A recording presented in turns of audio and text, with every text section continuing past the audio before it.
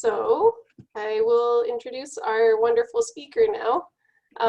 Dr. Ann Katz, PhD, RN, and Fellow of the American Academy of Nursing, is a sexuality counselor and author of 13 books.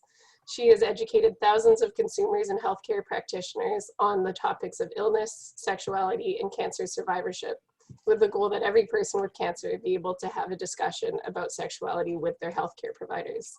We are very excited to have her with us today, and we thank her so much for taking the time to do this and helping us open up our Prostate Cancer Awareness Month speaker series. So without further ado, here she is. Thanks so much, Rochelle, and hello, everybody. It looks like most of you are west of me here in Winnipeg, Manitoba, where fall has happened with a resounding clash. We're not very happy about this, but it's 11 degrees today, which is way too cool. I'm really happy to be here. Prostate cancer is, well, the men with prostate cancer and their partner are something very near and dear to me. In addition to being a sexuality counselor, I'm also the clinical nurse specialist at the Manitoba Prostate Center. And in this role, I work with men during the whole treatment decision-making process, and then see many of them after treatment, because inevitably something happens to their sexuality and sex life, and I'm there to help in any way that I can.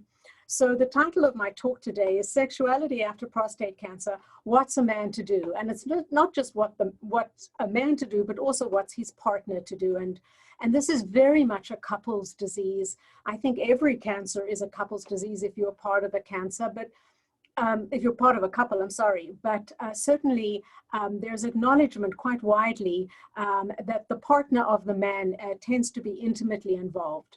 So what I'm going to talk about today, and Rochelle, if you can't see the slides, just wave your hands or do something.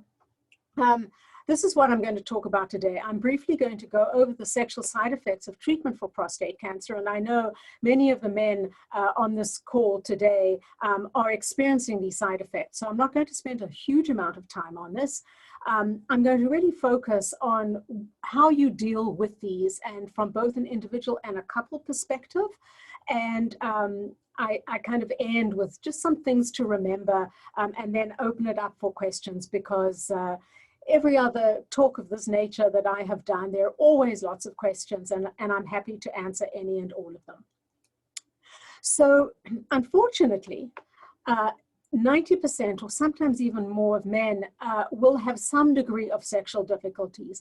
And this is not just an anatomical issue, because the brain is very much involved in this, and you'll understand this more perhaps as I go along. You know, they say that the brain is the biggest sex organ, and it's certainly involved in how you experience and how you respond to the sexual difficulties as a result of treatment.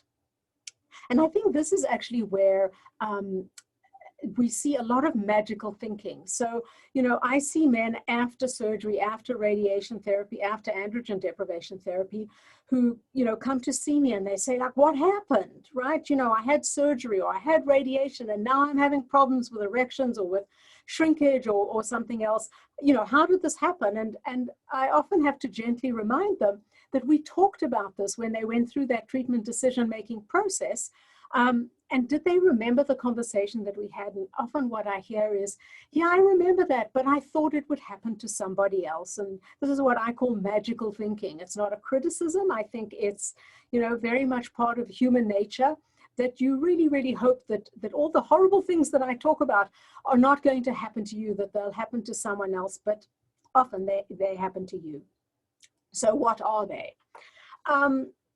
These are perhaps just some of them, and I'm just going to talk really briefly about them.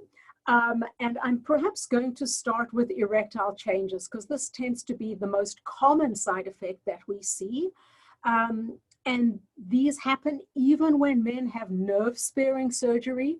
And I think often in the patient education materials that we provide to men, the nerve-sparing surgery is sort of described in a way that people think that things are going to be exactly the same as they were before the surgery, and often are not. So The nerve-sparing procedure is not an absolute. It really depends on the surgeon's experience. It depends on the extent of the cancer. There are a whole lot of factors that play into this. So often men assume because they're having nerve-sparing or they had so-called nerve-sparing surgery that everything's going to be the same. The other thing to remember also is if you're having problems with erections before treatment, the treatments are not going to improve things afterwards. So you really need to be realistic about this. Many men complain to me about urine leakage during sex. There's actually a Latin word for it. And if there's a Latin word for something, you know that it happens very, very often. It's called climacturia, which is leakage during orgasm. But you can also have this leakage during arousal if you're able to get aroused, or if you're using something like Viagra, Cialis, Levitra, with arousal or with erectile penile massage, there's some urine leakage. And this is a result of the muscles of the pelvic floor that, particularly after surgery, are keeping the bladder closed. During arousal, those muscles give a little bit, and that's why leakage occurs. And, you know, men tend to be really, really embarrassed about this. I often hear from their partners, it's not a big deal, we'll use a towel or something else. But it's kind of infantilizing, so men are often quite distressed about this. We certainly see genital shrinkage after surgery, certainly with androgen deprivation therapy, to a slightly lesser extent with after radiation therapy. And this genital shrinkage in both length and girth is a result of loss of nocturnal erections and certainly loss of spontaneous erections. And so we see the tissues of the penis being starved of oxygen and nutrients, and those healthy tissues are replaced by fibrotic tissues or tissue like scar tissue, and so there's shrinkage. This is not something you know, to sort of just pass off. It can cause enormous problems for men when they urinate because they just don't have the length to actually get the urine into the toilet or that trough thing that apparently are in men's public washrooms. Having never been in one of those, I don't fully understand them, but this is what I understand by it. So, you know, this is really a significant problem.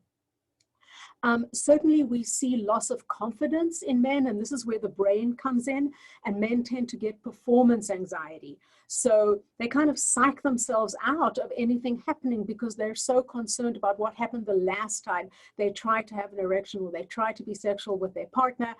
So they just really lose confidence. And often what we see is a reactive loss of desire. Now, many of you will know that if you're on androgen deprivation therapy, sometimes called hormone therapy, I prefer the term androgen deprivation therapy because it really tells you what we're doing. We're depriving you of androgens or testosterone.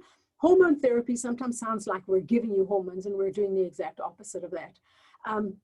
So 80 to 85, sometimes 90% of men will lose desire as a result of very low or absent testosterone.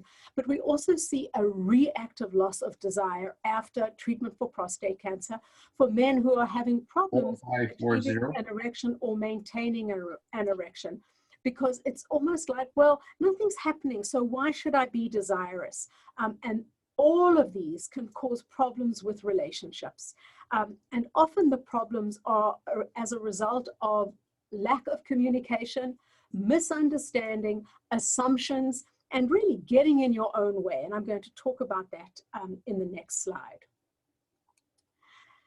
You know, so how do you deal with these? The first thing is that you've got to talk to your partner. And I'm going to highlight each of these three sort of themes in a little bit. You have to talk to your partner, because if you don't talk to your partner, he or she is going to assume things. And I think about 80% of the time, the assumptions that we make about what the other person is thinking and feeling are wrong. So you've got to talk to your partner.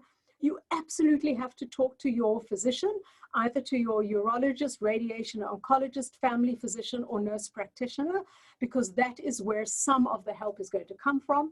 And you may need to see a therapist or counselor or a sexual medicine specialist to deal with some of the relationship problems, because very often The urologist or the radiation oncologist, their specialty is treating the cancer, not necessarily treating the side effects of the treatment.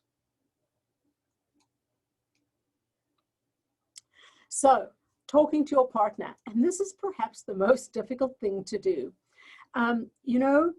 As long as you've been together, as much as you love each other, it's still difficult to talk about sex. And I think for men especially, it's really difficult because erections are tied into masculinity and all other kinds of things. And men are often really very reluctant to make themselves vulnerable, especially in front of their partner. Of course, this doesn't happen in all relationships, and there are probably some of you who are typing away to Rochelle saying, tell her she's talking nonsense. My partner and I have, open communication. Yep, but there are many, many couples who don't. And I describe it as we communicate with our sexual partner as dolphins and whales do, with grunts and squeaks that over the years we come to understand, and you don't have to use words. And now when you're having problems in this area, you've got to use words, and it can be really difficult to say those words. So let's talk about the kind of assumptions that people make. What I see a lot of, and I mostly see couples, I certainly will see a man by himself, but generally I will start the conversation by saying, I see you've arrived at our appointment today by yourself. Do you have a partner? And then man will say, oh yeah, I've been married to Mark for 45 years. And I say, you know what, you're not going to resolve this problem by yourself. And people tend to come to me thinking that this is their problem and this is something that they can fix. But really, this is a couple's issue, and the couple need to work together to fix this. So I will see couples, and giving the example of a heterosexual couple, the man has stopped touching his partner because he thinks that if he touches her, this is how he has always initiated sex, and she's going to assume that something is going to happen, and he's not able to have erections, and he doesn't want to lead her on, so to speak, so he stops touching his partner. The woman, in turn, stops touching him because the last time she did that, he saw it as initiation, and he got all upset because he has nothing to offer, once again with air quotes. And this just turns into a couple who are living like brother and sister or like college roommates. And I'm not sure that many of us, get into a long-term relationship to live like brother and sister. I have heard all kinds of things. I've heard women say to me, I know he's found somebody else. And the poor man is sitting in my office looking like he just got hit over the head with a baseball bat, because that is the furthest thing that has happened. He's not looking anywhere. He's not thinking of establishing a relationship, but the woman assumes that his lack of physical affection, hugs, kisses, holding hands, etc., is proof that he's getting it somewhere else. So, there's an example of how an assumption can really make things very, very messy. I see a lot of distress in the partner of the man who's been treated for prostate cancer. He or she just doesn't know how to help him because there isn't open communication. The man has not told her how this has affected his sense of self as a man. And we actually know from some studies that the partner is actually more distressed than the man himself. He's managed to integrate this new way of functioning into his life, and the partner just doesn't know how to reach him. And this is also a function of lack of communication. The other thing that I think is really important is that as a couple, you have to mourn the loss of something that was spontaneous, easy, pleasurable. You didn't need to talk about it, and that has changed. And it's important to mourn the loss in order to move forward in a way that is different, requires forethought, requires communication, but can be just as satisfying. It's just on another level completely. You got to talk to your healthcare provider as well. And we generally take a staged approach to managing the sexual side effects of treatment for prostate cancer. So, just in terms of erections, the least invasive thing we have are the pills, Viagra, Cialis, Levitra. Unfortunately, they're also fairly ineffective after treatment. And there are different ways that they're ineffective. So I often receive a referral to see a man who's been treated for prostate cancer, and the referral reads, he failed Viagra. That just makes my blood boil, because the man didn't fail the medication failed him, and language is so important. So that really irritates me a lot. And a lot of the time when I see these men who have failed treatment, I say to them, tell me how you use the pill. And they look at me, well, like, gosh, she's a woman and she's blonde on top of it. What does she know about any of this? And there's a reason for me asking the question, because what I often find is that men have not been told how to use this medication properly. So, you know, I often will start there. So how did you take the medication? And I get a look that says, yeah, what is she talking about? Well, I swallowed the pill.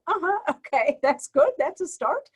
How long before you tried anything did you take the pill? Some men will say, well, I tried it in the afternoon and then after supper, you know. Well, that may be too long of a gap. Did you talk to your partner about the fact that you took the pill? Well, no, I thought I'd surprise him or her. Also not helpful, because the partner may have a different idea about what they're going to do. You know, they may be going off to well, we don't go to movies anymore, do we? But they may be going to meet a friend or going out for a walk, so they're not there. It's important to take the medication about an hour before you want to do something, and there has to be genital stimulation in order for it to work. The medication doesn't cause an erection. It only helps to maintain the erection once you've got blood in there. And it works about 40% of the time after surgery, and perhaps a little bit more after radiation therapy, because what we tend to see with radiation therapy is a gradual decline over a 1 to 2 year period after the end of treatment, whereas with surgery, we see an immediate decline in erections. So generally, most men want to start with the pills. They are expensive. So often the impact that they have on your wallet is actually greater than the impact that they have on your sexual functioning. Then there are the mechanical aids, which I am not a huge fan of for a whole variety of reasons. And when you hear me talk about these, I think you'll understand what those reasons are. So really, that's the vacuum pump, and then the pellets of alprostadil. They're called Muse. I don't like these because they really are mechanical. They tend to be invasive. They tend to interrupt the natural flow of things, and they don't always work. The pumps have to be placed very, very tightly against, so over the penis against the skin. You've got to really maintain a very tight connection between the pump and the skin. And if you've got a bit of a tummy, which a lot of men get as they get older, it's often very difficult to get these things to work. In order to trap the blood in the penis, you have to put a very tight constriction band on the base of the penis, and often this hurts. The penis feels cold and it can hinge. So where the constriction band is, the penis can kind of move like this or in other directions as well. So I'm not a huge fan of the pump. There is some evidence that you can use the pump without the constriction band to get blood flow into the penis, which can help mitigate against the shrinkage. I've seen a couple of studies on that. What I don't like about the little pellets is, A, they are really, really expensive, and it's really not necessary because they've been around for decades, and they tend to sting. So the pellet is placed into the urethra with a little small device, and then you have to rub the penis to disperse the medication, and it tends to sting a lot. Here in Manitoba, we use a lot of penile self-injections using compounded medication called Trimix. It's made up of 3 ingredients. We use a lot of injections, or rather, the men that I see use a lot of erections. I'm not doing house calls on Saturday night at 10 after 10. I teach the men how to do these injections themselves, and they get the medication from a compounding pharmacy here in Winnipeg. And then finally, there's the penile prosthesis, which is a device that is implanted into the penis, and there's a little pump in the scrotum, which the man engages, and saline is pushed into the chambers that are implanted along the two sides of the penis. Men are very satisfied with this. However, it's big surgery, and it's surgery on an area of the body that many men feel, you know, they just don't want anyone going down there with a scalpel after what they've been through. Certainly, if you're experiencing communication problems with your partner, if your relationship is suffering, if you don't find that perhaps your healthcare provider is answering the questions the way you want them to, ask for a referral. Certainly, a sexual medicine specialist, generally a physician, can be very, very helpful because they will understand the treatment that you've had. They have an understanding of prostate cancer, can prescribe medication if that's needed. So that can be very, very helpful. And your urologist or radiation oncologist should know who to refer you to. Certainly a sexuality counselor or therapist can also be really helpful. Unless they specialize in oncology, very often they don't have an in-depth understanding of what the treatments for cancer have done. So you've sometimes got to be a little bit cautious there. And I would just ask, you know, do you have an understanding of prostate cancer, and can you help me? And then finally, for relationship issues, communication issues, conflict, etc., a marital therapist can be really, really helpful as well. And, you know, don't be shy to ask for a referral. These are professionals who are there to help you. They've heard everything under the sun, so there's no need to be embarrassed, and they really are happy to help. You know, importantly, these are the things that I want you to remember. They're not difficult, but they really are very, very helpful. You are not alone in this. The fact that you have joined in this session today means that you are connected to other men, and you're connected to the Vancouver Prostate Cancer Foundation. I know, and this actually was quite a surprise to me. I actually come from a women's health background, and I've been doing this now for about 20 years. And it's really interesting to me how men really do talk about this. I think we often assume that, you know, that men don't talk, but they certainly talk among themselves. You've just got to be a little bit careful, though, to not take on other people's stories as your own stories. And I think sometimes men perhaps don't tell the whole truth about how things are. So I will sometimes see a patient who says to me, do you know Bob Green? And of course, I don't say that I know Bob Green, and I just kind of go, uh-huh.